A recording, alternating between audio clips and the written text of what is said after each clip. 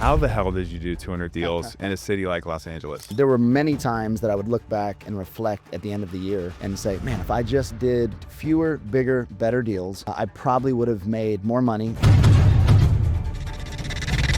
I want to make sure we don't get lost on the vanity metric side of that either. So what would it look like to build a vertically integrated urban home building company? The goal was to do 80 deals in 2020, and we're extremely proud of, but it's extremely difficult to scale.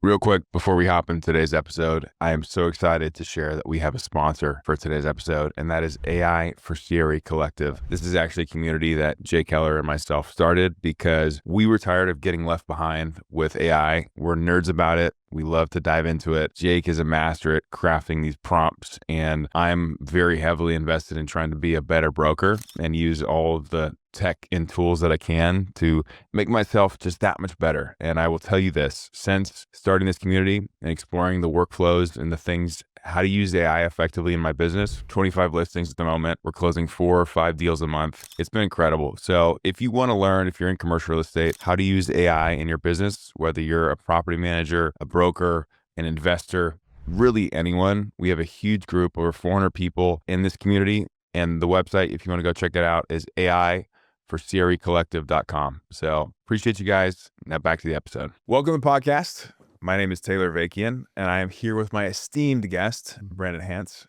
Brandon, thank you for being here, man. Fired up. Thank you for having me. Let's go. Okay, so you've done how many deals in Los Angeles?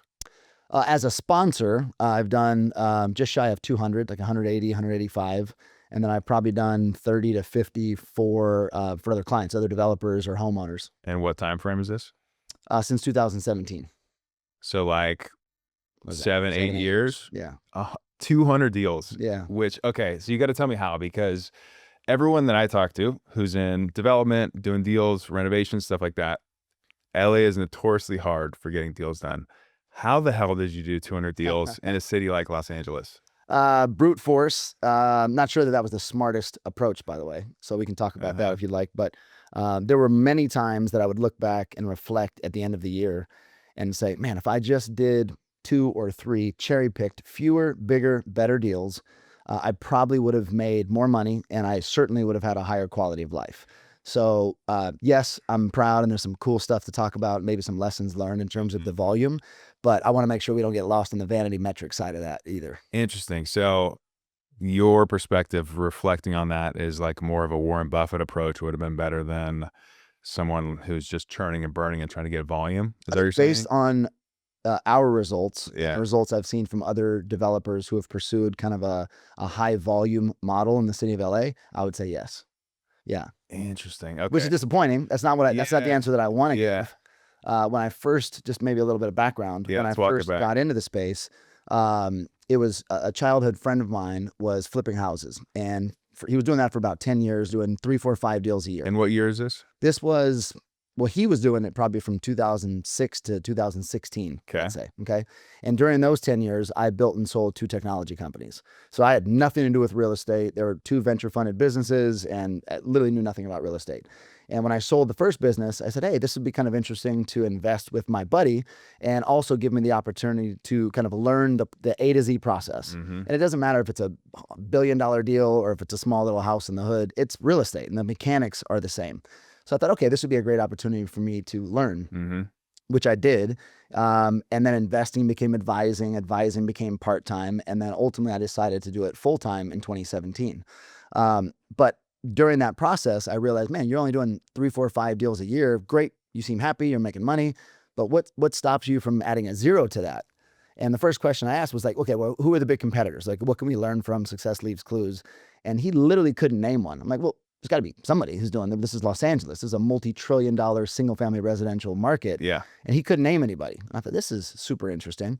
And so I began doing more research and very quickly realized that it is completely a cottage industry, right? It's all mom and pop operators. More recently, you've had Thomas James and us, maybe a couple other people give it a run. But it's almost entirely composed of small mom and pop operators. They're doing, a couple deals a year. So I said, okay, well, if you can't learn from that model, what else can you learn from kind of an adjacent categories? And so I said, okay, the traditional home builders.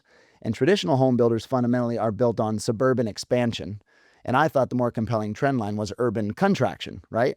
And so if you look at a market like LA, 70 or 80% of all of our homes were built in the 50s or before, kind of small crackerjack World War II, houses.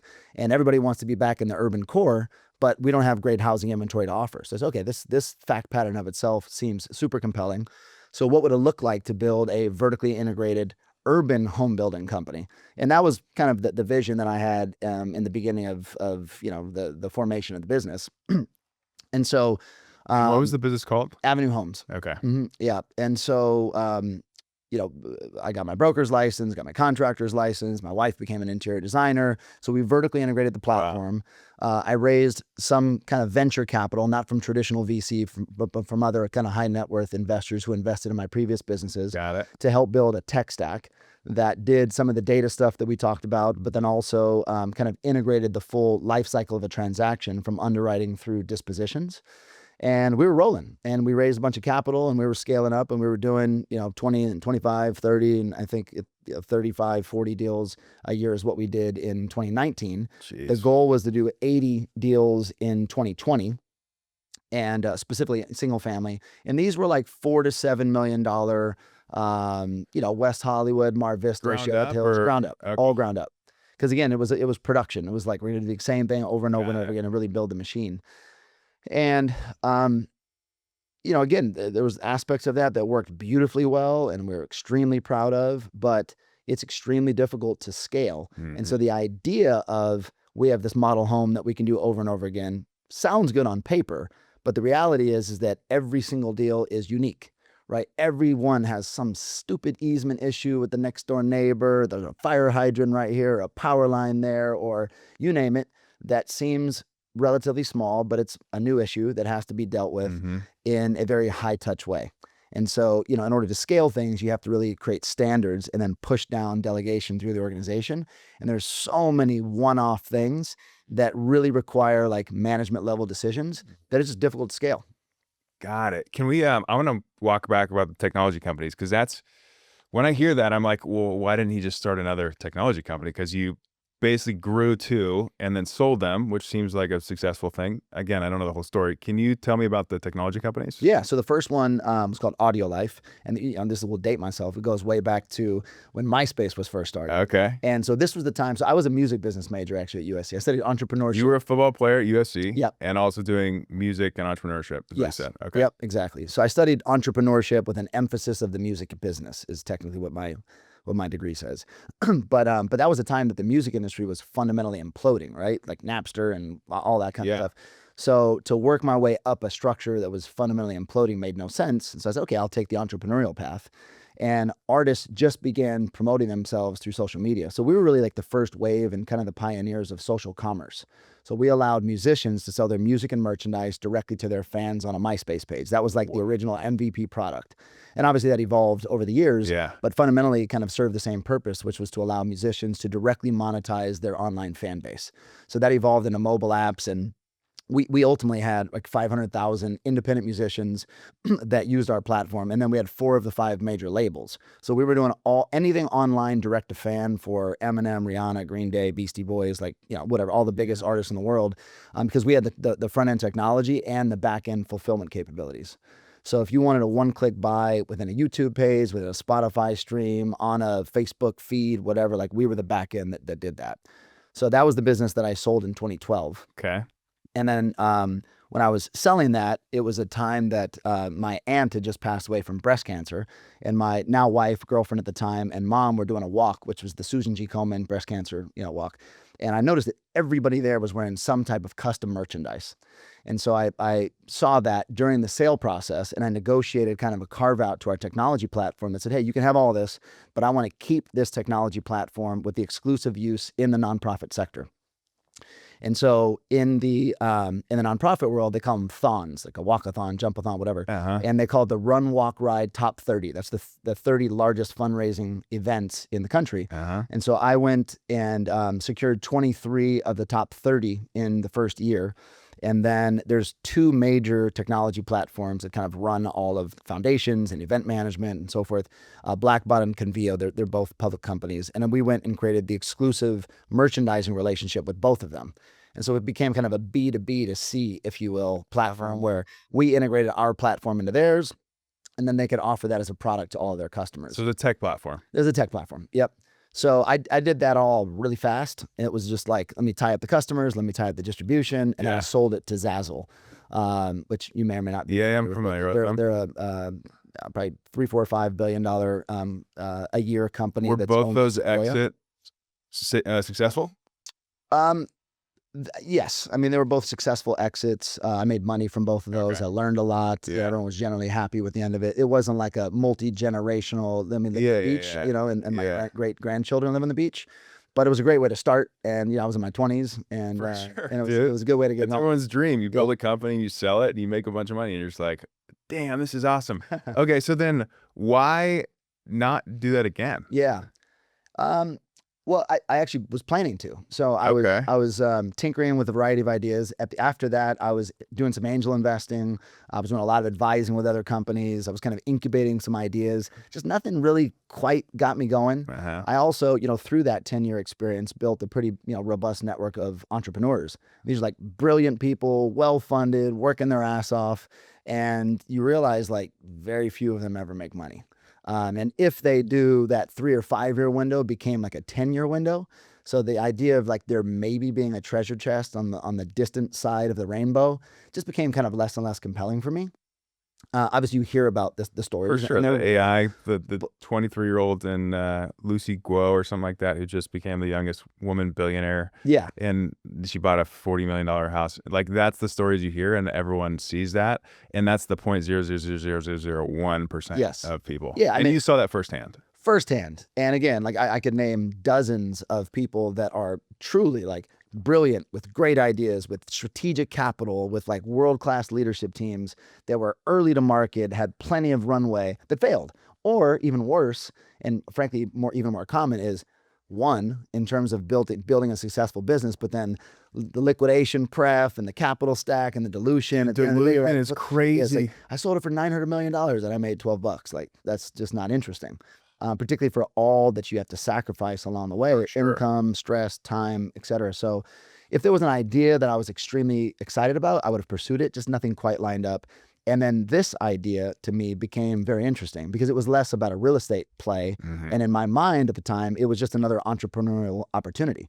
I thought, man, there's multiple trillions of dollars of single family home value in LA and not a single person who's figured out how to scale infill development. That on itself just seemed insane to me. So it was a very similar creative and kind of entrepreneurial energy that drove me. And looking back, I'm like, oh, why'd you decide to do real estate? That really wasn't clear to me that was the decision I was making. And we talked about this. You consider yourself an entrepreneur, right? Yeah. You're an entrepreneur. So you find whatever opportunity makes sense, and then you use your skills that you've built up scaling companies in whatever vertical that may be, whether it's tech, music, real estate. Right. Did you have a technical background at all? Like, you know, so how did you create tech companies? Like, are you really good at attracting talent? Can you spot what the business plan is? How do you come up with your vision? Because you built a tech platform for the real estate stuff. You built a tech platform for the music stuff and the nonprofit. Like, how does one build something if they're not technical?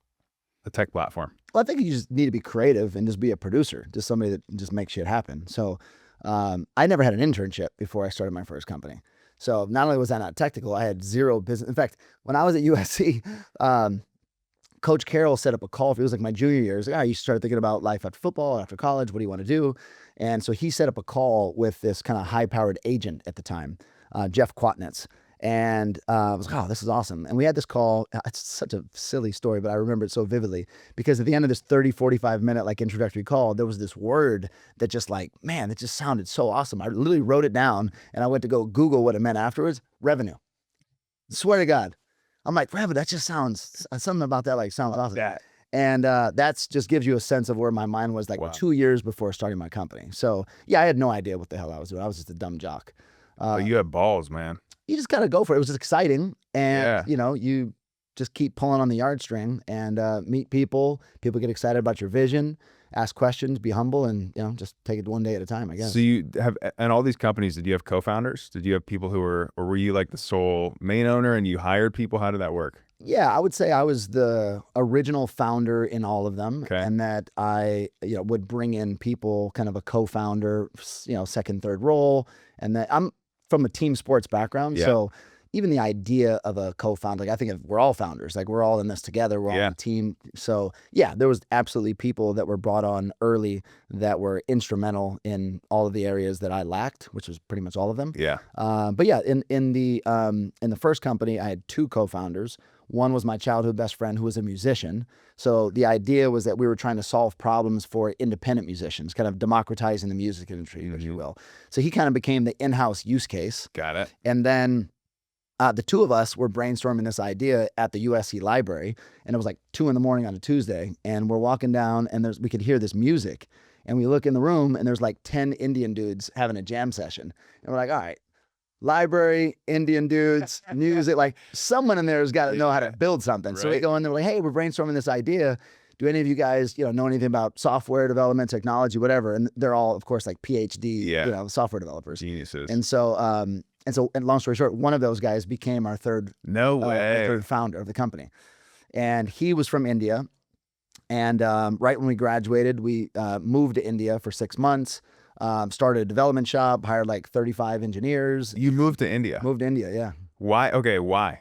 Well, that was where he was from. And obviously, talent is quite a bit cheaper there than it is here. So there was an aspect of cost. But frankly, it was probably more of an aspect of just like network and speed, and we can put something together real quick. Because his father and brother were in the industry.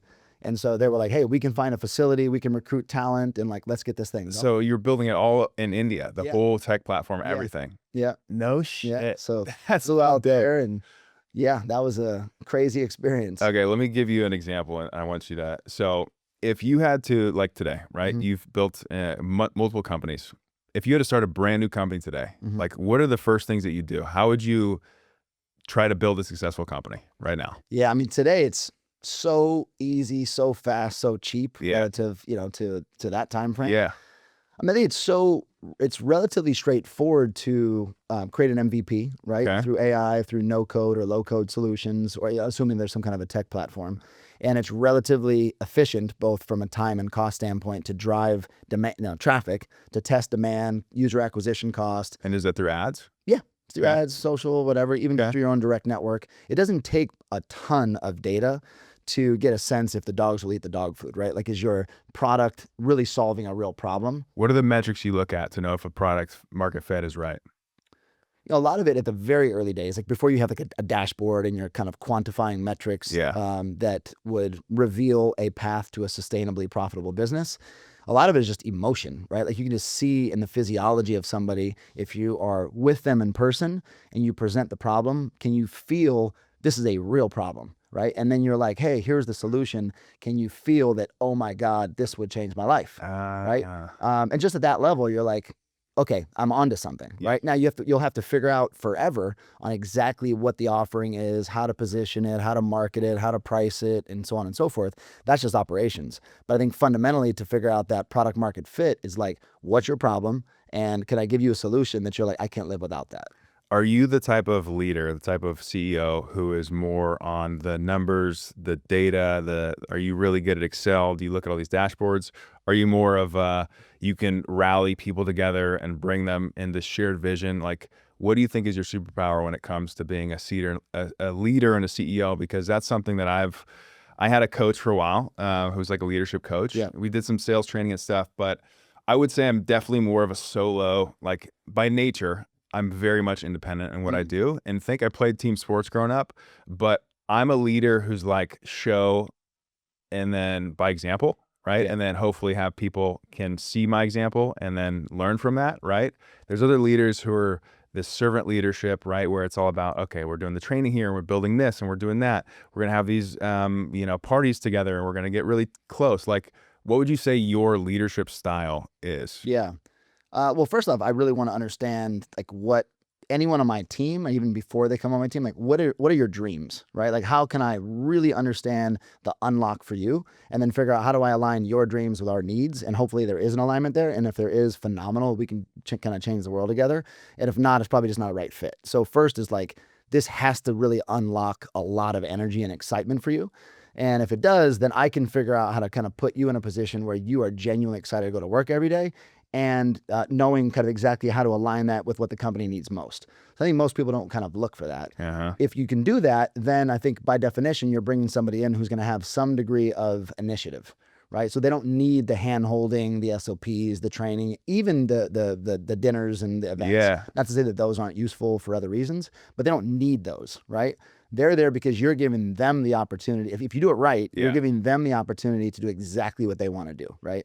So, and that's the other thing for me is I've never looked at it like, when employees leave, they've screwed me over, they're being disloyal. I actually expect and want them to. In a perfect world, they stay with you forever. But by the same token, if you're bringing that type of person in, they're probably not the fire in the belly, let's go light the world on fire type people. So I'd rather bring those types of people into the culture and then really understand what they want. And if they're like, hey, I want to go start my own brokerage or I want to create my own team, I don't look at that as, oh, well, then screw you because you're going to come take all my ideas and leave. I look at that as, okay, amazing. This person has fire. So now if I know that's what you want to do, let's just partner on that. And let's give me like a tour of duty commitment. I'm going to show you what I know. You're going to give me the best that you got. And we'll just have an honest relationship with each other. So when it's time for you to go, not only will I support you in that, but like I will applaud you for that. And if you have that viewpoint, the 2, 3, 5 years that they're with you, you're going to get the best years. And then when they leave, they're not leaving submitting their 2-week resignation and then you're screwed. They're like, hey, we're already on board. We've been talking about this for a long time. We're going to plant the seed. I'm going to build out this amazing transition program. I will not only train the person, I'll recruit and train that person. And then when they leave, they're going to, sing your praises. And then you have another partner in the ecosystem, right? So that's kind of the approach that I've always taken. Did you learn all this stuff? Was this natural in you? Like, how did you gain these skills? I mean, I think, I don't know, learning, exposure. There's a lot of influence that I've had, even just like from Pete Carroll, like at USC. So I was at Purdue for 2 years before I transferred to USC. And Purdue had an unbelievable run. We won, a couple of Big Ten championships. I replaced Drew Brees as the quarterback there, so he obviously put that school on the map. And so I only say that to not discredit Purdue and the value there. But they had a philosophy and a culture that was like the traditional old school football. So like I graduated high school early. I get to Purdue, a California kid, get to the middle of Indiana in January, freezing my ass off. And the culture was, oh, you can't wear long sleeves. You can't wear a hand warmer. Like, don't be a pussy. I don't know if I could say that. You can. That was the vibe. And I'm like, this is just dumb, right? And so when I transferred to USC, and by the way, we had 5 a.m. workouts and trash cans lined up and down the field. And if you weren't throwing up, it means you weren't trying hard enough. Just like dumb. So we get to USC, and they weren't quite on the map yet. It was just at the beginning of the Pete Carroll era. And the practices or like the off-season conditioning programs were like 45 minutes. And I'm like, these guys are soft, right? And that was my initial kind of take at it. And then what I realized was, no, it was fully intentional, high intensity, designed around recovery, and it was really meant to make you perform at your peak. So I'm like, oh, so this is meant to break you down, and this is meant to build you up. And so it took me a while because they weren't good yet, and then we didn't lose a game for 3 years.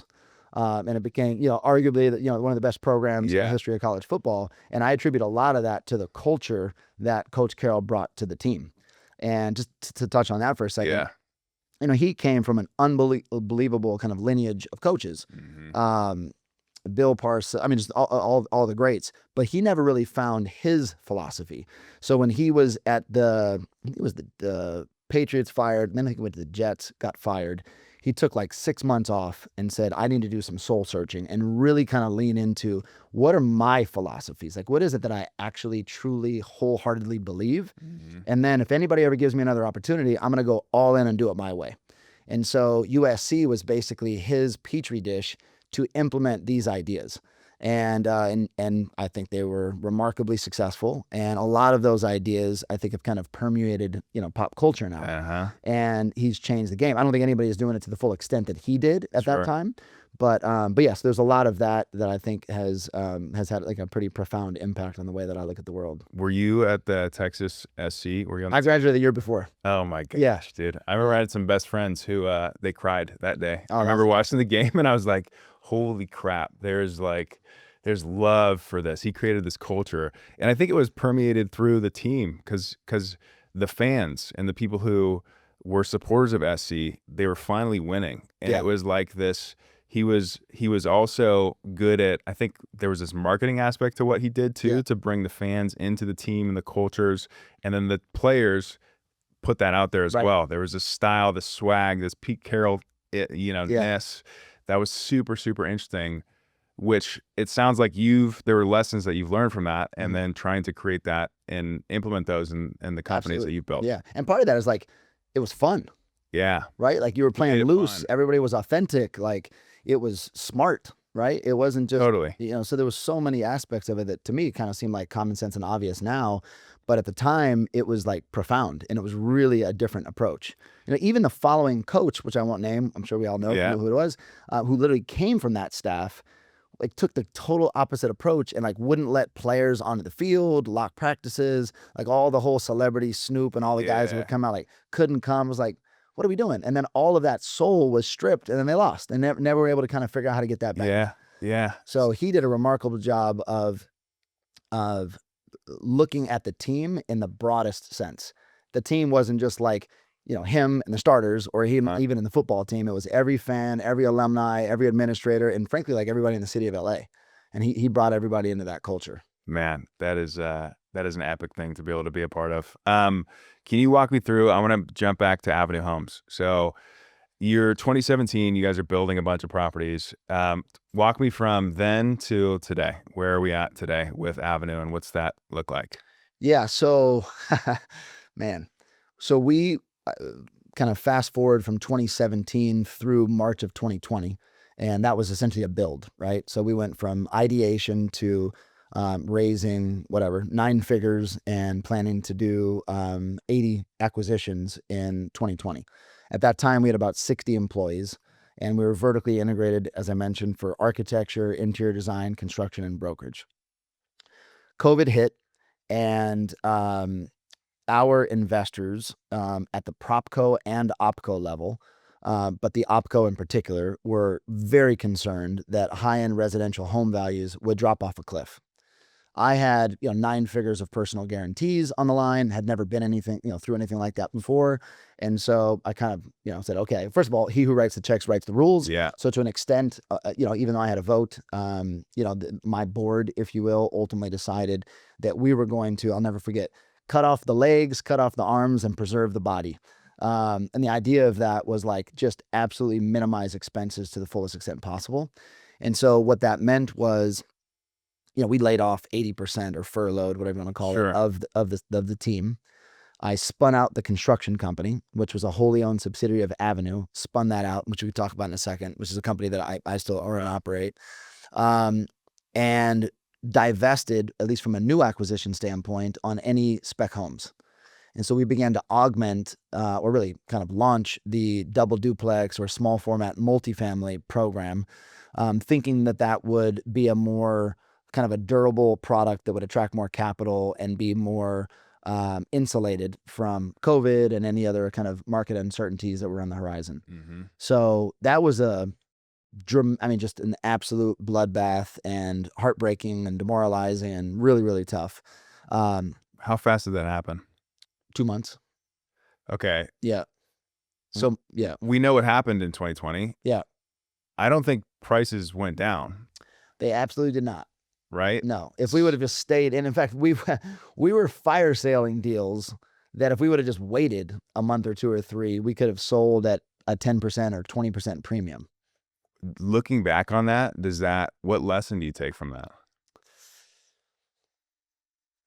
Well, a lot, right? So some of them are, there's a bunch. I think that fundamentally what hurt the most about that is I was thinking about building a business, right? And we were really trying to build enterprise value and a platform that could endure this type of market uncertainty and market volatility. Yeah. And so I was very disappointed that we didn't have the support at that time to kind of play through, because I thought that what we built operationally, culturally, technologically, was powerful and really had staying power. So in that regard, that really, really hurt. In terms of what we learned about the market, there's something to be said about being vertically integrated. Mm-hmm. It's a really interesting idea. So if you're the investor in the project and it's just me as the developer, and I go and I hire an architect and a contractor and so on and so forth through the value chain, and let's just say those costs are $1 million. Or I say, hey, I can do this all internally, and those costs would be $800,000, and it'll be faster with higher quality and more efficiency and more influence and all that kind of stuff. Which one would you like? You're like, well, yeah, obviously I'd want the other one. It's like, okay, great. We are aligned, right? We are both investors in a project. That makes more sense. However, as soon as I'm like, cool, we need to charge fees to be able to cover that, and it's still going to be $800,000, right? But we have obviously mouths to feed and offices and software and all the expenses, and we need to charge reasonable fees.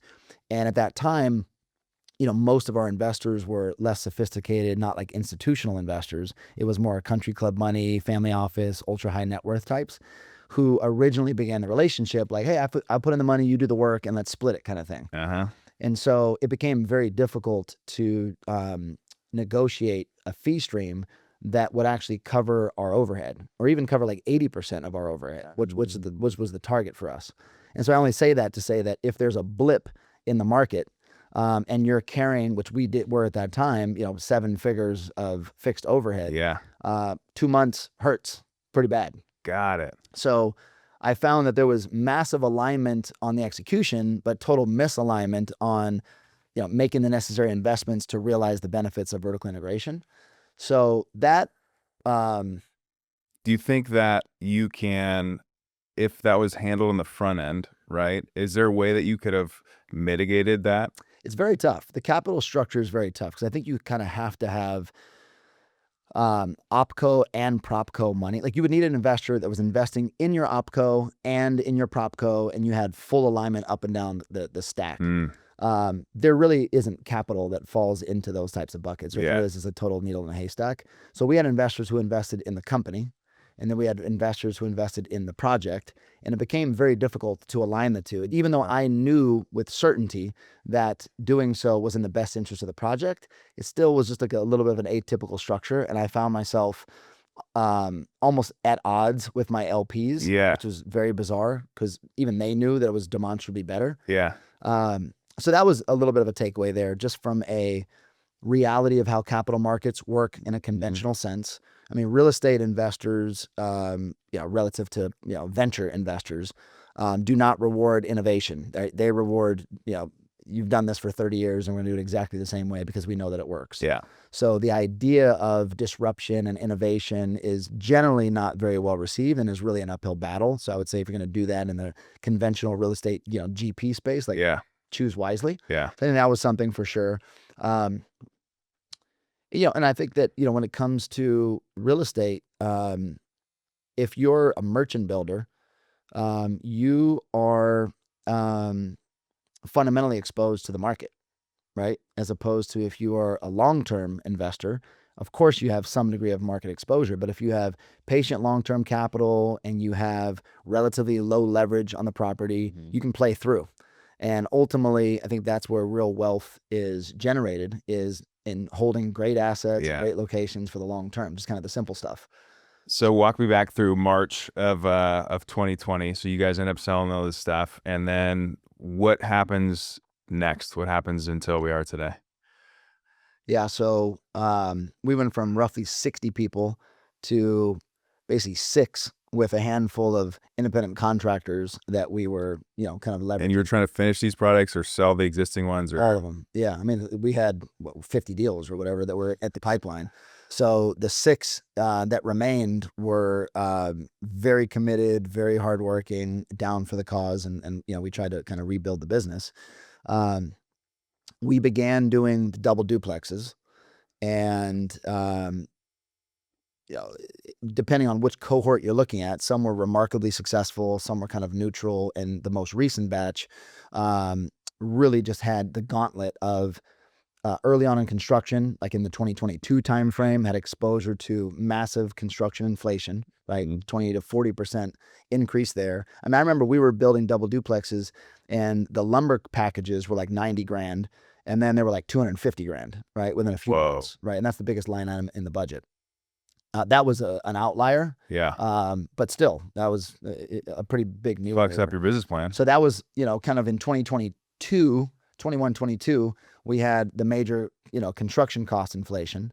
And then, mid 22 is when interest rates began going up. Uh-huh. And then 23, you had cap rates start to expand. So it's like, if you were in that batch that, it had to kind of run through the triple gauntlet there, it's not a great outcome at the Totally. end. So we had other ones that were like amazing. Yeah. Friggin' perfect. The timing was good. It's the triple threat of everything stacking up against you really makes a deal that one expectation was X and it ends up being Y. It's like, Yeah. there's not much you can do because, again, it takes a long time to get shit done. Yeah. It's not like you can flip it in 6 months. These would take years That's to the issue. make happen. And that's the thing, that we've experienced. And obviously the recent years have been, I think, exceptionally volatile. Yeah. But either way, I think what I've learned in starting in kind of the trustees and then short sales and then spec homes and double duplexes and now more in the affordable housing sector, all of the good ideas only last for like 2 or 3 years. Uh-huh.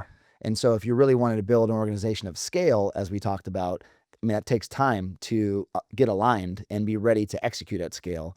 And then as soon as you do that, there's some shift in the market where that strategy isn't necessarily the right one. So I've kind of rethought that from from coming at it from a more conventional company building standpoint. I'm like, I'm not sure that approach is the best approach to building like a development shop. There are aspects of that, but so we've tried to take, a much different approach and keep our overhead and team like very lean, like SEAL team, tactical, like you're going to own this and be best in class. But then we're going to outsource and we're going to try to find best in class independent contractors, which again, I don't think is necessarily the best for the project, but I'm positive that that's best for the sponsor, for us. Got it. So yeah, tell me about Angelino. This is your new company, right? Yeah.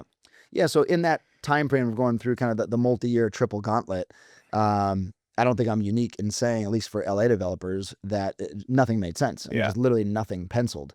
And so I had heard about affordable for a long time. And most of it was capital A affordable with LIHTC and municipal bonds and union wage labor. Yep. And it just felt like a black box and very complex and a little bit of like a good old boys network that I'm not sure how you tap into that. Yeah. But I kind of needed to find a new idea, so to speak.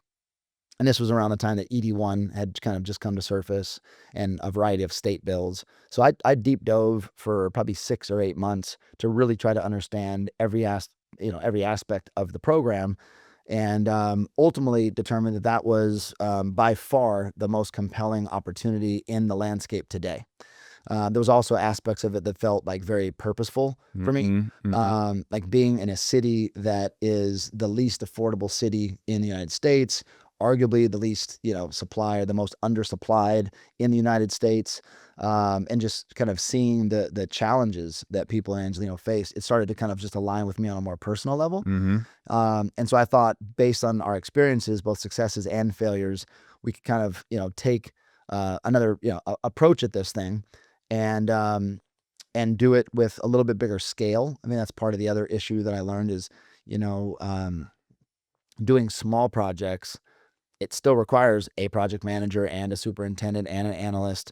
And so, yeah, for the most part, they do the exact same work on bigger projects. So there's an element of that that I kind of learned from. And yeah, so we've acquired 10 sites. For these ED1 projects. Yep. Right. Yep. And can you explain to people who aren't familiar, like what's ED1? What are the projects? What do the numbers look like? Give me the whole gambit. Yeah. I would say, just to kind of understand that the backstory of it, again, affordability is a major challenge in the city of LA. Both Caruso and Mayor Bass ran on the campaign promise of solving that and making that their number one issue. And so when Karen Bass was, put into office, the very first thing she did was enact ED1, Executive Directive Number 1. That was the number one thing she did. And at the time, it was just a 90-day ordinance. And the backstory behind that is, to oversimplify, she basically went and spoke to a bunch of private market developers and said, we desperately need you to get into this space. What do I need to do to compel you? And it was like, well, and there was a long laundry list. And frankly, the list that was, given to her seemed like an absolutely unthinkable list. And maybe if I get a couple, I'd consider it. But she gave all of them. And so waived parking, increased density, removed permit fees, removed utility cost, and not only utility from a cost standpoint, but instead of that being the end of the line that you might be waiting a year, which I'm waiting 15 months for a project right now just to get power. It's the first thing you do in the submittal process. And there's an entire department within LEDWP called Project Powerhouse.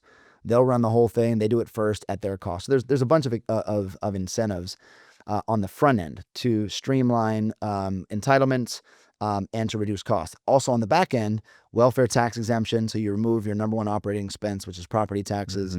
From a permanent financing standpoint, you go from 30 years to 35 years. You're probably 40 to 50 bips inside of market rate agency debt.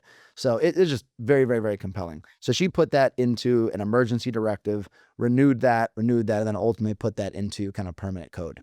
So, the first wave of that were mostly what I would call like land developers, and that's probably a generous term for the people that I'm referring to, who rushed into South LA and said, I can get dirt cheap, and I'm going to build 7 stories, micro units, and I'm going to go get these covenant rents or these voucher rents.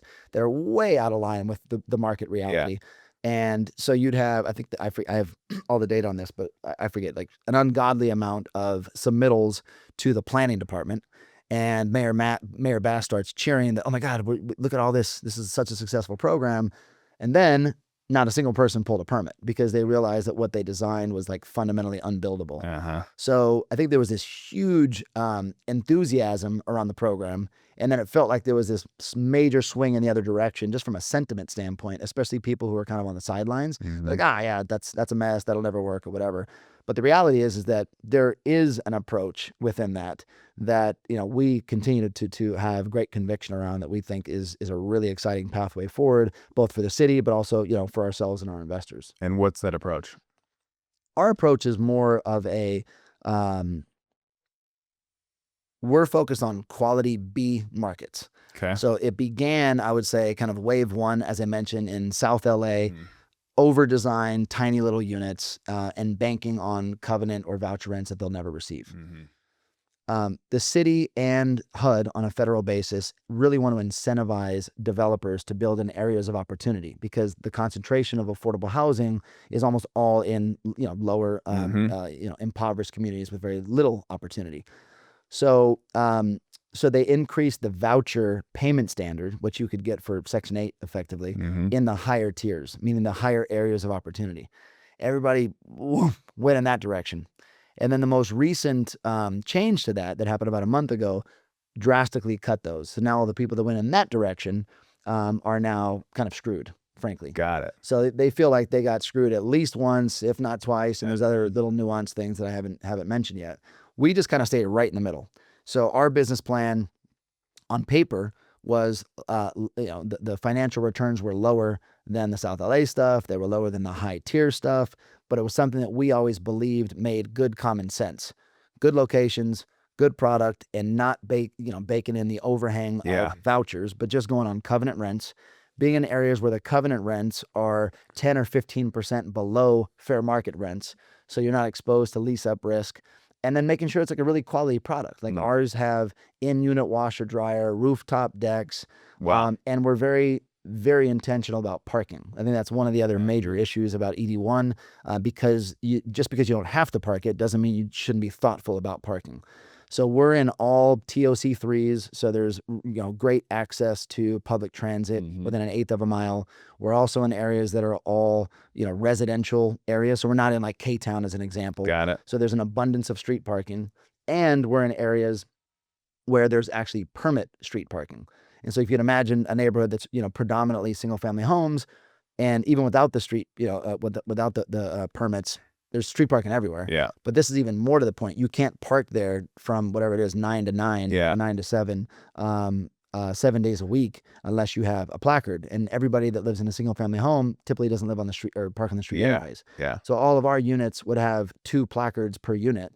So there will be an abundance of street parking there.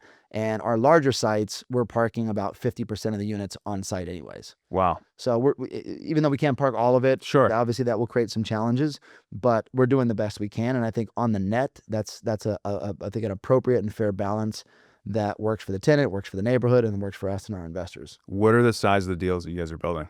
Like 40 to 80 units. 40 to 80. Mhm. Okay. And was there a specific reason why? Is it because the parcels that you have to buy to build, maybe they're not you got to get a triple lot. It's harder to get. You can build these on a double lot or single lot, or what is the constraints, I guess? Yeah, so we looked at all of them. So Yeah. we've designed the prototype, kind of took the very similar prototype-centric approach that I described on the single-family side. We built smaller 3-story without an elevator, 4-story type 5 with an elevator, 5-story type 3, and then kind of up from there for 6 and 7 stories, podiums, and so forth. And with and without parking, on-grade subterranean. We kind of just looked at all the variables. And to us, what made the most sense was 4-story type 5 with an elevator. You're able to get enough density to justify the land basis, but you're able to build at a price per foot where your hard cost, makes sense relative to the rents. Mm-hmm. And so, if you're a large institutional developer that just has to deploy more capital and you're okay, dealing with a, 150 bip, lower return on cost, like, Mm-hmm. God bless you, excuse me. Yeah. Go build that. We that wasn't for us. We were really trying to optimize returns. We were also trying to, do what we thought was reasonable for the neighborhood. And so, doing a 7-story, 100-unit building with 0 parking in a neighborhood, that just didn't feel right to us. Mm-hmm. So even if you could do it, and even if you knew that it was profitable, it's just not what I wanted to do. No diss to the people who are doing it, but Yeah. it's just not didn't feel right to us. So just trying to kind of balance all those things. The 40 to 80 unit seemed to be a sweet spot. And also from an execution standpoint, that felt very much in our wheelhouse to execute from a construction standpoint. Got it. And so one of the ways that we can control cost and control is by being the builder ourselves. And so we have experience building that product type at that scale. The next level, it would be a challenge that I'm sure we'd be able to figure out, but it wasn't something that I had full conviction that we could do on day one. What are the current return metrics that you guys are underwriting to or anticipating in terms of like, what's the yield look like? What is cost of construction? What are all the detailed numbers right now, at least how you're looking at it? Yeah, so for covenant rents, so assuming no overhang, no voucher, if we're in kind of the best markets that we operate in, call it like Palm, Sawtelle, Mar Vista area, our minimum threshold is a 7.5 return on cost. Wow. Most of our deals are higher than that, high 7s, low 8s. And if you assume some degree of a voucher premium, then obviously it goes up from there. Mm-hmm. The delta between covenant rents and vouchers a couple months ago was much wider. It was like 150 to 300 bips Mm-hmm. because covenant rents were 9% lower. We just had a huge increase there. And the vouchers were actually higher. Yeah. So covenants went way up, vouchers went down. And so now the delta between them is pretty narrow, depending on which tier that you're in. Okay. So that made us kind of double down even more so on covenant rents and say, hey, if we get vouchers, great. But otherwise, we're just building, workforce housing. Yeah. So interesting. And so where are you guys in the process? And is the exit plan to sell these things? Is it to hold on to them long term? Like, what is the business, I guess, full cycle plan for you, at least right now? Build them, put great permanent debt on them, and pass them on to my kids. Got it. The goal is to keep them forever. Okay. And that's one of the other big challenges, aligning with institutional capital, is most institutional investors are operating within their own fund structure, and they have to exit in 3, 5, 7 years, whatever it may be. Mm-hmm. And just given the market right now with prefs where they are and cap rates, like, you're working for free. Yeah. And I just know that the way to actually generate real wealth is to hold on for the long term. Yeah. So I made that my top priority in looking for capital partners in this venture, to learn from the mistakes that I made and the successes, and really try to build a portfolio that I could hold on to forever. Mm-hmm. And where have you guys started building these? Are they mid-construction? Is it your full entitlements and you're just waiting for the right thing to happen? Where are you in the process for the project Yeah. now? So we own 10. We have 3 in escrow to acquire. Okay. We just put our first shovel in the ground on our first project this week, and then the plan is basically to start 1 project per month for from now to the Olympics. And when do you think, what's the typical timeline going to be to actually complete these things? So we're doing a 3-story for a client Okay. that we finish in 7 months. 7 months. Yeah, from trenching to completion. We don't have a final sign off. We're waiting for the switchgear. Yeah. So maybe technically it'll be 9. Yeah. For but you would go there now and it's a completed project. We're just waiting for the equipment to come. So that's unusual. Our projects will be larger with the elevator, and frankly, we probably just got lucky and everything went right on this one. We underwrite 18 months. I think our real target is probably 14. Okay. Yeah. So you'll know more about things, and hopefully when the market gets better too, right? I mean, we're both anticipating, or at least everyone who I talk to is like, rates are going to come down, right? And so in a perfect world, that means that values are going to go up because cap rates are going to come down. And then it'll look better for you in terms of a refinance, right? And long-term debt. And the covenant stuff, I think that's interesting to me. So the way that it works is they put these 55-year covenants, which means the rents, or is it the renter that has to be in there for a certain amount of AMI or medium income? Is it like, give me the example of what the covenants mean for the property. Yeah. So the building must comprise of tenants, 80% of which are at 80% of AMI or below, 20% that are of 120% of AMI or below. And so as a single person in LA, I believe that's like $93,000 now is 80% of Got AMI. it. And then as a dual income household, it's like 80% of that, or combined. So it'd be like 160 grand or something, somewhere thereabouts. So these are not impoverished people, right? These could be young professionals or anything else. And that rides with the building for 55 years? Well, there's another piece of it. Yeah. So it's deed restricted for 55 years. Okay. And then there's another layer on that, which is the rent schedules. So that's what I'm referring to as covenant rents. Okay. So HUD basically, does a rolling 5-year history of income levels, runs through their algorithm, and then stipulates what's the maximum amount that a affordable housing project can charge for rent. Right. And so let's just say that's $2,000 for easy math. Yeah. These land developers, as we called them earlier, just said, oh, it's $2,000. That's what you can charge. It's still a market, right? That's just the max you can charge. So if you're in South LA and market rents are $1,500, you're not going to charge $2,000. I'm going to charge, but you're never going to get it. Yeah. What we're doing is we're going to market in areas where market rents are $2,400 and then offering $2,000. Got it. Right? Got it. So that's a big difference. Now, that is your max. So it does set your cap, and that creates a lot of discomfort for investors because it's a true market. The one thing that I'll say is, this probably better than I, that rents have been flat in LA for the last few years. Yeah. And yet the covenant rents have gone up 6 to 9% per year for the last 5 years. Yeah. And the way that they do that is they do it on a 5-year rolling history. So even if this year and next year fall off the cliff from an income standpoint, which they aren't, you would still have the 4 previous years. So we did the math yesterday, and even if income went down 10%, which is like the biggest that it would be since the crash, covenant rents next year will still go up by 6.3%. So, and we only underwrite the normal 3% appreciation. So we've gotten very comfortable with that. And, obviously there's some drawbacks to it, but we believe that the incentives far outweigh the costs.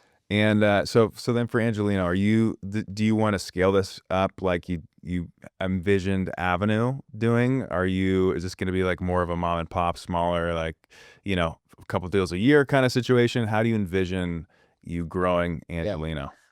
I can't help myself but to want to do things, kind of bigger, better. Yeah. But there's definitely an aspect of it that's more measured. So again, we're not vertically integrated as Angelino. I have a construction company. So instead of it being owned in the same, we've kind of deconcentrated the risk because the construction company also builds for other clients. Got it. Right. And the investment company doesn't have to bear the full cost load of it. So that's just kind of one difference. There's a variety of differences that we have, but I think that our kind of biggest headline goal is we really want to deliver 2,028 units by the 2028 Olympics. By the time that the torch is lit in LA, that's our target. epic. And how, what needs to happen for you to get there? Just keep doing what we're doing. And we're kind of on pace to do that now. So if we're able to do that again for 26 and 27, Uh-huh. then we'd be on pace to deliver that in 28. How many deals is that total? Or how many products, I guess, would that be? We are starting to do larger deals. So Okay. the first 8 were all about 40 units. Okay. And we've just been very fortunate to find more double and triple lots Uh-huh. that are more going to be in that like 60 to 90 unit range. Okay. So the number of projects obviously has gone down with that, but yeah, we can kind of do the math from there. It'd probably end up being like 35, 40 projects. And what, so you've developed and invested a lot in Los Angeles. Is it easier to develop? Is it harder to develop? What are the headwinds that we're dealing with? And does that impact you at all in the way that you're thinking about this from a long-term perspective? Do the fundamentals of Los Angeles make you feel comfortable in this? Like, give me a little bit about your macroeconomic view of Los Angeles. Yeah. I'll start with saying it is very difficult to develop in Los Angeles. Okay. The headwinds are real. There's a lot of fake news out there, but I'll tell you anything about developing in LA, that is not fake news. It is freaking hard every single step of the way. And I can give you as many war stories as you want, but it is absolutely legitimate and challenging. Full stop. I also believe that LA has, as we've talked about, incredible demand. It is incredibly undersupplied and will continue to be for the foreseeable future. We are a hub and a destination on an international scale, and I don't think that's changing anytime soon, nor will the weather or the pretty girls or all of the dynamic economies that we have, kind of microeconomies within the city. So while the overwhelming majority of GPs and LPs kind of fled Los Angeles, and we considered doing so, we ultimately kind of established a counter thesis to just double down on LA, which is why we named the company Angelino. Doing it with open eyes, by no means with rose-colored glasses that it's the easiest, best place today, but believing that it is a kind of a durable, undersupplied market with high demand that I think we believe will pay off in the long run. Are you involved in any of the rebuilding that's happening in the Palisades or Altadena? Not yet, and not in any meaningful way. We have a couple of homeowner clients that we're building homes for. We've been very focused on just the Angelino side of affordable housing, and there really aren't many opportunities, if any, to do that specifically in Pasadena. We're not looked in Altadena much. I looked into it a bit from a home building standpoint, and I just had far too many questions that I just don't know how it's all going to work. Yeah. And I've really kind of dug into it pretty hard at various points, like immediately, and then a few months later, and I'd go check it again a few months after that. And how does insurance play out? Do people stay or leave? How quickly does it get built?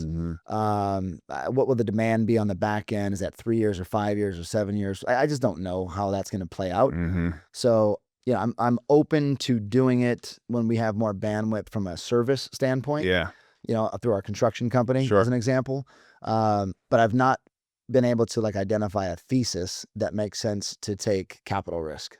Got it. It makes sense. Yeah. There's so many uncertainties with insurance, and it's just kind of a weird. I remember maybe 3 or 4 months after the fire happened, people were like, okay, where's the opportunity? Right.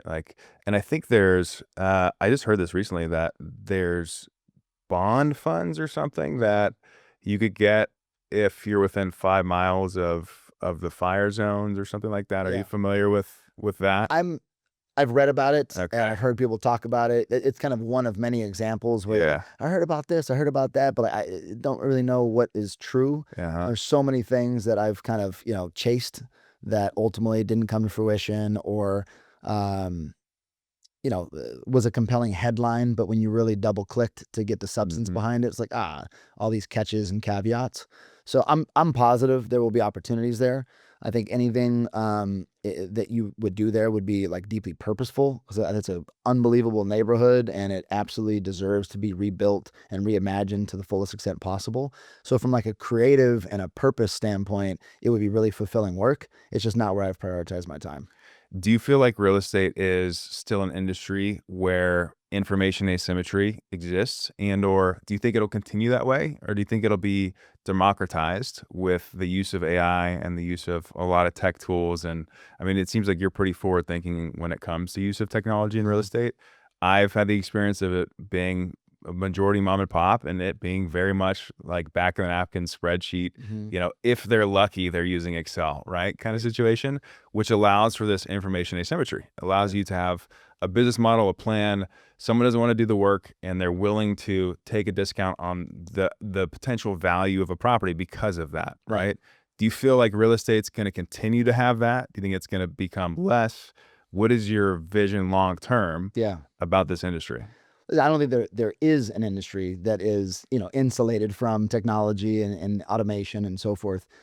So without question, if you are not embracing AI and technology, like, you will fall behind, you will be competitively disadvantaged. Period. Full stop.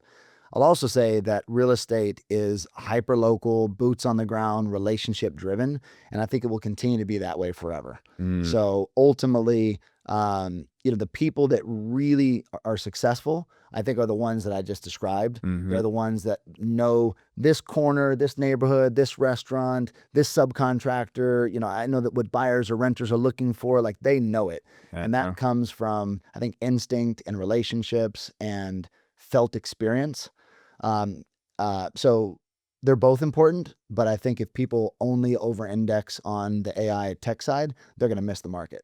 Are you using any AI, any tech in what you guys are doing right now? Yeah, oh, yeah, all of it. How are you using it? Well, I go back to um, database that we created that parcelized, every lot in the city of LA was incredibly cumbersome to query. Now all of it is on LLM. So before it was like this big pain in the butt and data hygiene was really challenging. Now it's like super clean and you can use it like ChatGPT. So you just ask any question you want, spit it out to you. It automatically integrates into our CRM. We don't have our acquisition team like looking at MLS feeds. It automatically comes in, it'll scrape it based on our criteria, put it into kind of a pre-qual list that someone in the Philippines does. They do a little bit of digging on it, kind of put all the pertinent information so that our acquisition person can kind of see it. So there's all kinds of stuff that we Oh, do wow. from a efficiency standpoint. Uh-huh. And then if you kind of go through the life cycle, it's all the way through, even to like investor reporting. Uh-huh. So we can pull out photos or schedules or budgets or financials and kind of auto populate our monthly reports now, which we're just absolutely a bear to do every single month. Totally. And now they're like better, faster, more polished, more professional. And it just takes basically an editor at the end to make sure that it Yeah. all makes sense. It doesn't sound like a robot. So there's examples like that that are more kind of operational and administrative that have really allowed us to kind of reinvest our time in areas that move the needle. Is there anything exciting that you see on the horizon where you're like, if we can unlock that, if that can become something where it's like, "Ooh, that's gonna be cool." Like, is Yeah. there something on the horizon, or if you had a wish list of what could be created? I think that I believe that modular, offsite construction, prefab, whatever, just that whole category, even robotics, Yeah. is more of a when, not if. So I can't wait for that to happen. That's Mhm. just something I've experimented with all of the ones that I just described Uh-huh. to varying degrees of success. None of them in an infill Los Angeles context I've experienced to be better, faster, or cheaper, or at Uh-huh. least two of the three of those. Yeah. Um, and so I think that's just a matter of time, but I can't wait. I mean, I've seen like Pulte and a variety of these other large home building companies like are drywalling with robots, and then now they're doing tile and they're doing paint. So just as small examples, like those are incredibly compelling in every regard in terms of time and cost. But also, we have a very legitimate scarcity of skilled trades. Yeah. It's really, really difficult to find the people.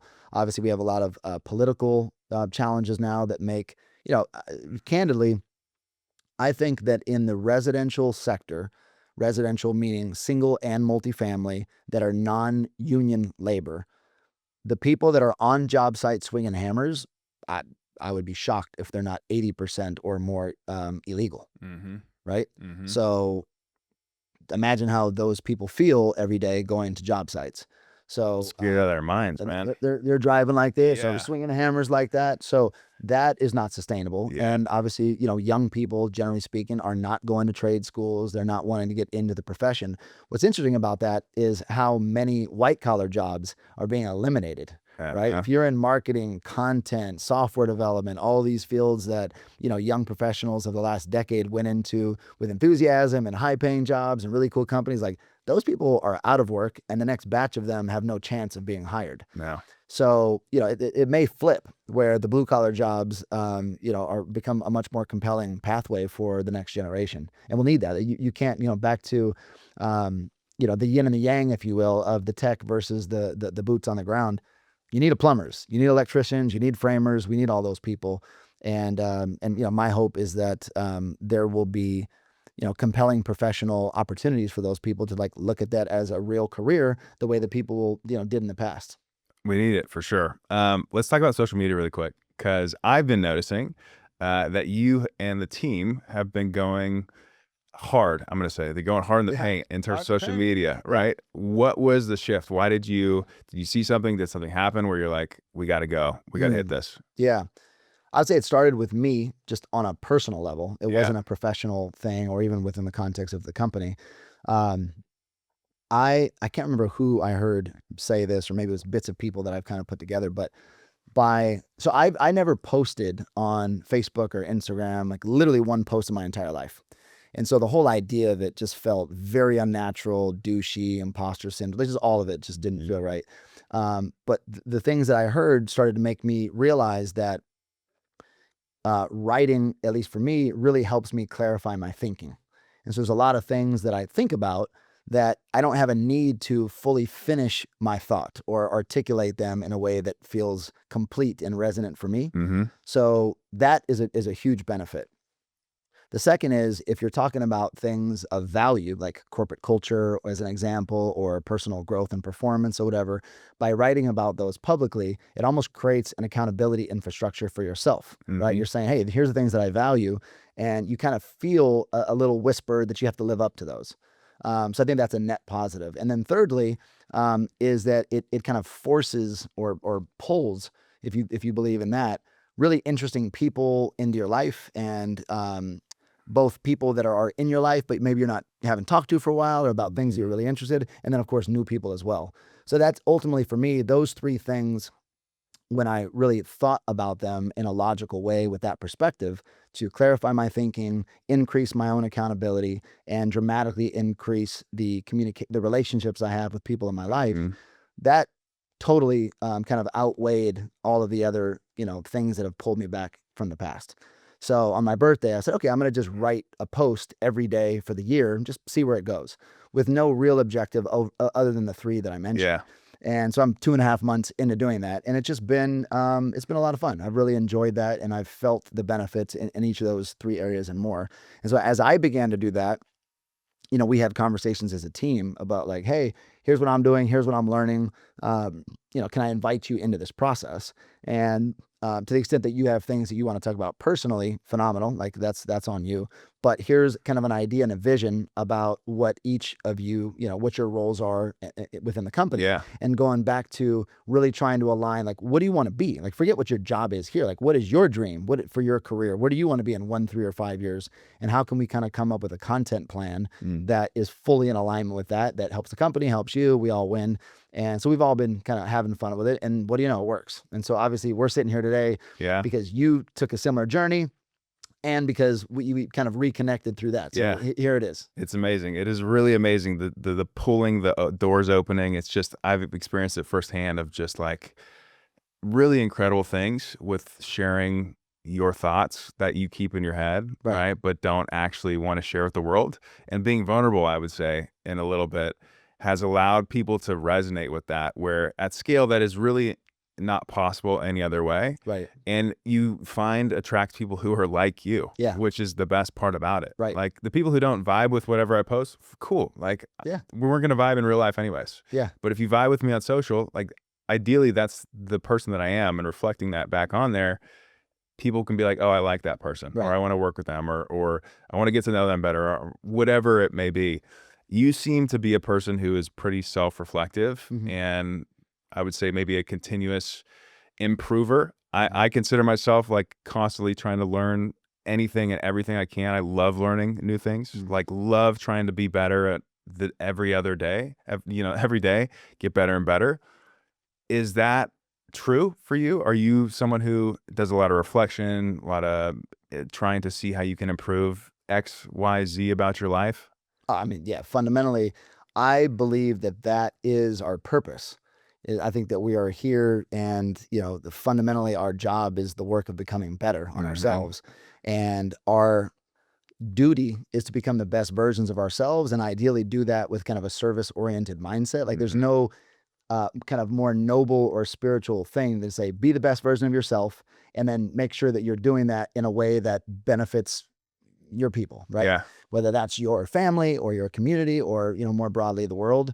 So, yeah, I think if you take that commitment seriously and you really believe in that at a deeper, more fundamental level, then it's your obligation to be reflective and objective and continually improving yourself in all facets of your life. What is your process for that for yourself? Yeah. So, it's funny you asked that because since I mentioned just started just for fun. Yeah. And then as I've been doing this, I've actually begun designing a system that is not done, Yeah. but I really felt that I've, like you, learned so much, read the books, attended the seminars, listened to the podcast, but so much of this information is like all over the place. And so it kind of becomes shelf help, right? It's like, Uh-huh. hey, read it, throw it back on the shelf, Yep. as opposed to really figuring out, what is a system of continuously working on yourself. And so that's kind of what I've been in the process of doing now and trying to figure out, what are those habits on a daily, weekly, quarterly, annual basis that you can come back Uh-huh. to try to kind of balance structure and flow. So you can live in the flow of a day-to-day life that feels more playful and present, but also knowing that at the appropriate intervals, you're going to step back, reflect, ask yourself the right questions, and kind of reevaluate and reset the plan. So that's what I've done um, somewhat intuitively or kind of inconsistently from a tools and timing standpoint, Uh-huh. and something that I really want to kind of codify moving forward. Last thing before we wrap up, what are tools, like things, technology, whatever that you use every single day or that you could not live without that are Mhm. super instrumental in that system and your business system? Like, I'm just curious to know, are you an Asana guy? Do you use, Google Drive? Like, what are the tools Mm. that you use in your day to day? I certainly use Asana and Okay. Slack for sure, and WhatsApp.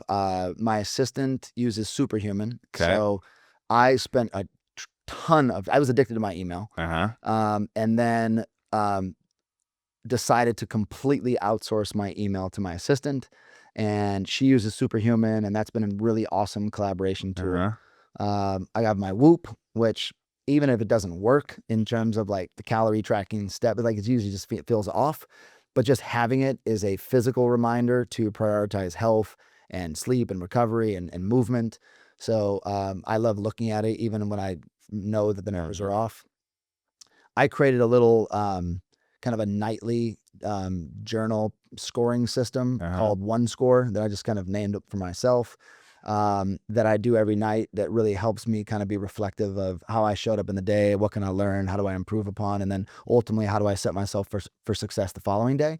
So that's like a ritual that Is that written or is that on the computer? I created it like in a Google form. Okay. So it's digital Oh, and it logs it all out. And then at the end of the week, I'll kind of look at it and then I'll set my plan for the following week, based on epic. that information. Okay. So that's been great for me. Yeah, so those are the few things that kind of come to mind. I'm such a nerd about that shit because I don't know. I find myself having a lot of chaos and a lot of open loops in my life, and sometimes it can be hard for me to find the space to be reflective and to, like you said, there's a million things, shelf help everywhere, right? You're like, wait, I remember someone said that, and then I should be doing this, but I'm not consistent at that. And you and I both know if you're not consistent at anything, Just doesn't it's work. not going to happen, Yeah. right? Um, well, Brandon, this has been incredible. I'm very excited to see where Angelino is going to be going because I think the mission makes sense. I nerd out about systems and operations, and clearly you guys have a vision for what that needs to look like. And so I believe in people who have that as the base foundation, that they're really setting themselves up for success. So I'm wishing and hoping you guys have incredible success, and hopefully we can do some deals together. And this has been awesome. Awesome. Love it, man. Thank you Thanks, so much man. for having me. Of course. Appreciate it.